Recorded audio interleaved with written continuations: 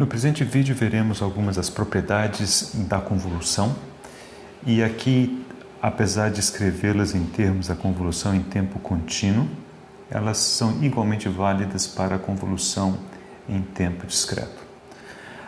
A propriedade comutativa, ela se aplica à convolução. Isso significa que a convolução de h com x é igual à convolução de x com h.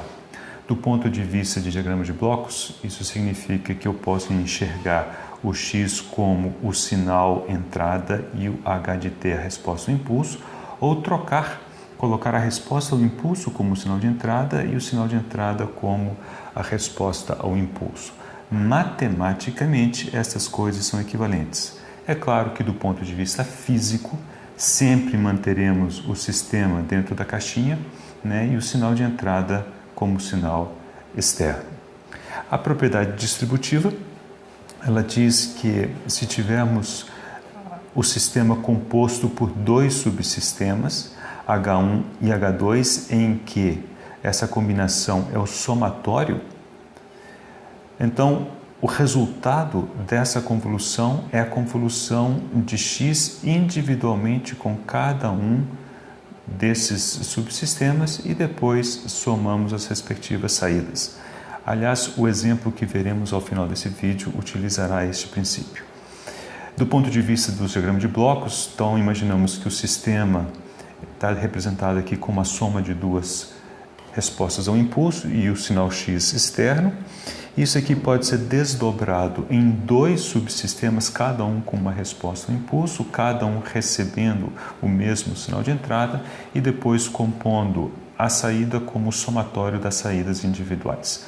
Em outras palavras, poderíamos chamar isso aqui de y1, isso aqui de y2, isto é y1, isto é y2, e vemos que o y é a soma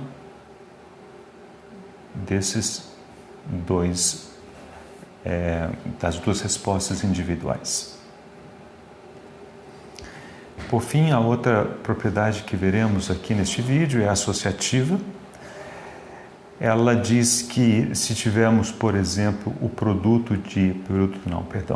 a convolução de três sinais, elas podem ser agrupadas das mais diversas formas possíveis. Então, por exemplo, podemos agrupar H1 com x, primeiro fazer essa convolução e depois convolver o resultado com H2, ou podemos fazer a convolução de H1 com H2 e posteriormente convolver o resultado com x e assim sucessivamente as mais diversas combinações. Do ponto de vista de diagrama de blocos, podemos interpretar da seguinte maneira: subsistema H1 está aqui nesse caixinha, entrada x.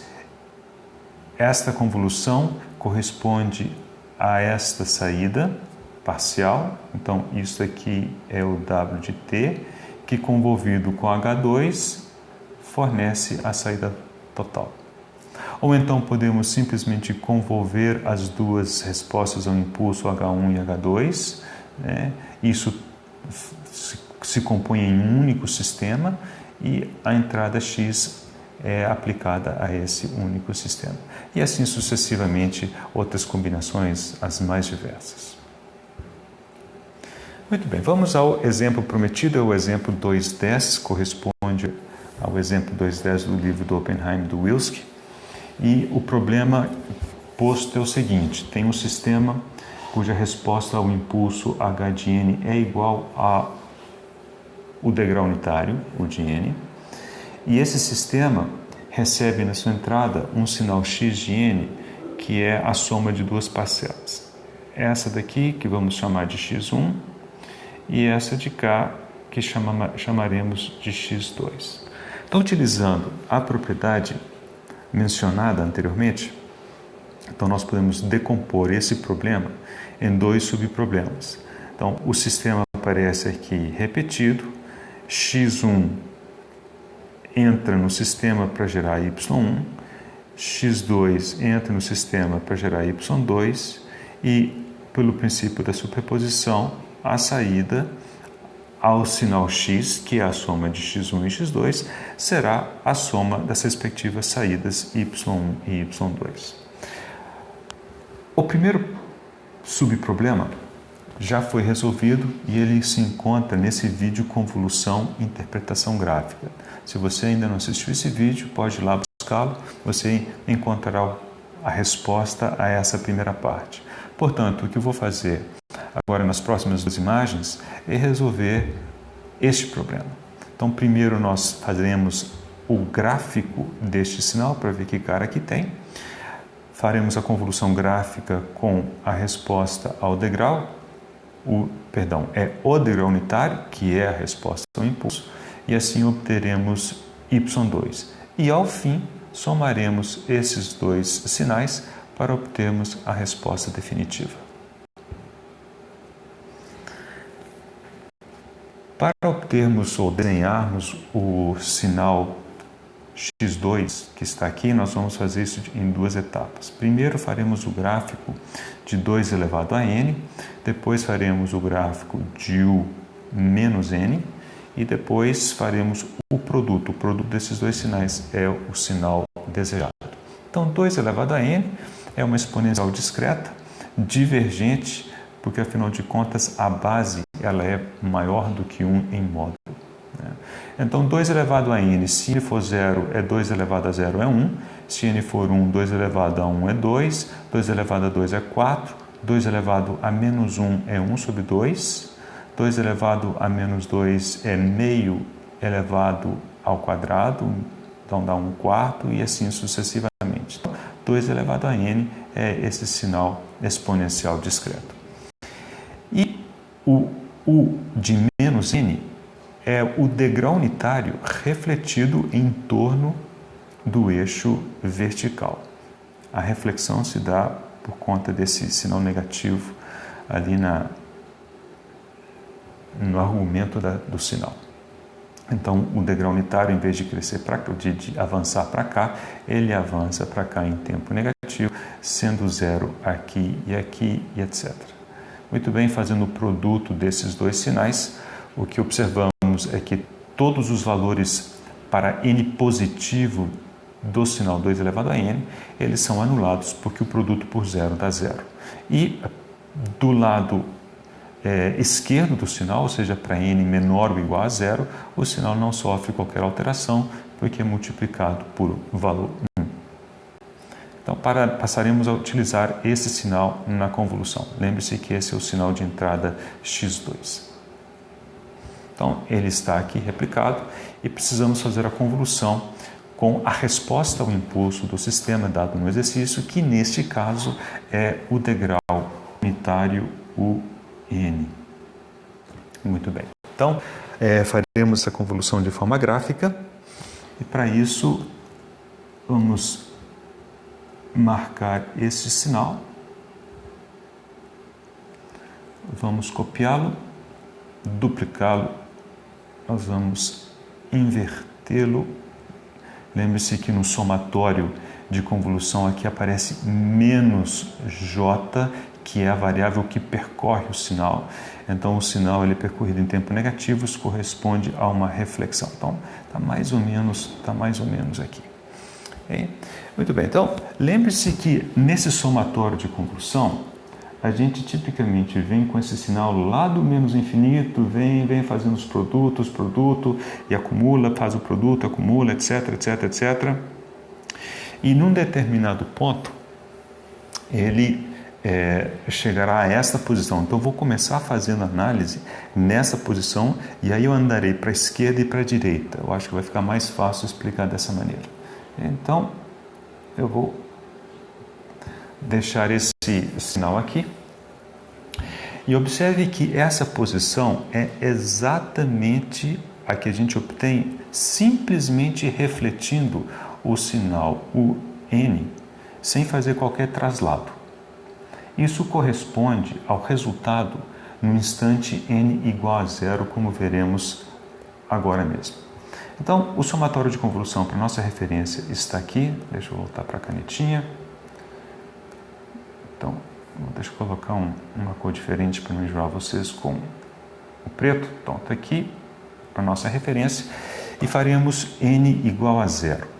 N igual a 0 significa que aqui aparece 0 Então temos esta situação válida para este caso. Então observe que temos exatamente x2 de j está aqui em vermelho e o menos j está aqui de preto.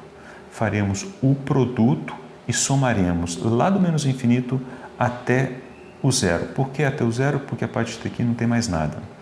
Muito bem, ao fazer isso, o que a gente tem? Nós temos, deixa eu somar daqui do zero para baixo, só para vocês verem. Então nós temos que esse somatório é 1 mais meio, mais 1/4, mais 1/8, mais etc, etc. Ou seja, isso aqui é o somatório de j igual a zero até infinito, por exemplo, de que? De 1 sobre 2 elevado a j. Okay? Observe que isso aqui é exatamente o mesmo que dizer que eu vou somar j de menos infinito a zero de 2 elevado a j. Agora, essa expressão a gente reconhece e sabemos que esse valor ele converge porque a base é menor do que 1 em módulo. E o resultado para o qual converge é 1 sobre 1 menos esta base, que no caso é meio.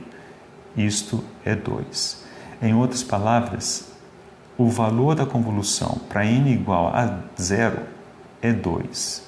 Ou seja, aqui temos o valor 2. Okay?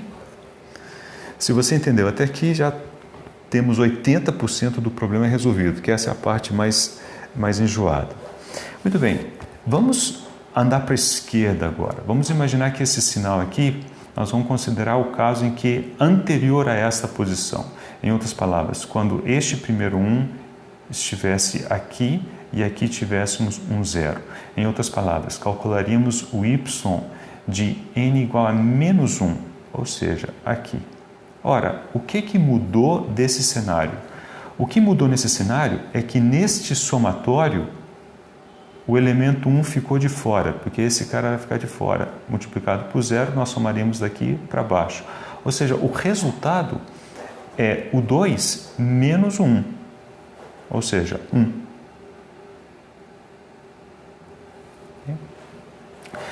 E o anterior a esse, na posição menos 2? O mesmo, só que além de deixar de fora o 1, fica de fora também o meio. Então, se esse é 1, aqui ficando fora é meio, o resultado é meio. E assim sucessivamente, se vocês fizerem as continhas, verão que o resultado é esse, que aliás parece muito com esse sinal, só que deslocado para a esquerda de uma posição e com o valor 2 sobre o eixo vertical. E se tomarmos n para valores positivos, tá? Para n igual a 1, para n igual a 2, significa que esse sinal ele começa a correr para a direita e ele aparece aqui. Observe que, como o sinal x2 é nulo nesses valores, isso aqui não acrescenta nada. E como esse sinal para a esquerda é infinito, aqui continua igual. Em outras palavras, esse sinal ele fica travado em 2 o tempo todo. Então, está aqui o resultado y2 de n, que é a convolução desse sinal em vermelho x2 de n com o degrau unitário. Então, por fim, a última coisa que temos que fazer é tomar esse resultado que acabamos de obter, y2 de n, somá-lo ao sinal y1 de n, que vem de um outro vídeo, porque sabemos que o resultado final é a soma deles. Então, para a esquerda, esse sinal é todo nulo, portanto, o resultado será o próprio y2. Sobre o eixo vertical, tenho que somar 2 com 1, 3, está aqui o resultado, e a partir daí, somamos 2 a esses valores todos. Então, isso aqui sobe, né, duas posições, então 1 vira 3, 1,5 vira 3,5, etc. E a saturação que antes se dava em 2, agora se dá em 4. Este é o resultado do exemplo 2.10 do livro-texto Oppenheim-Wilsky.